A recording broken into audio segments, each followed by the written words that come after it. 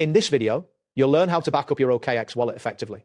By following these steps, you will ensure that your wallet information is safely stored and can be easily recovered in the future. Begin by opening the OKX app on your mobile device.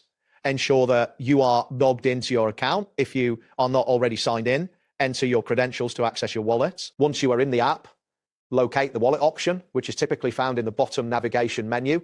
Tap on wallet to proceed to the next screen. After tapping wallet, you will see a section labeled Web3. Select Web3 to access your wallet details. This section contains all the necessary information regarding your wallet. Next, at the top of the screen, you will notice your wallet name displayed prominently.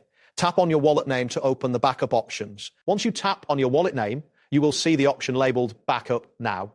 Select this option to initiate the backup process. This is a crucial step to ensure your wallet's security. You will now be presented with two options: the recovery phrase, which consists of either 12 or 24 words, or the private key. These are essential for recovering your wallet. Make sure to write them down in a safe place. It is important to store your recovery phrase or private key securely, as anyone with access to this information can control your wallet. Consider using a password manager or writing it down and keeping it in a secure location. That's it for this tutorial. Thanks for watching, and see you in the next one.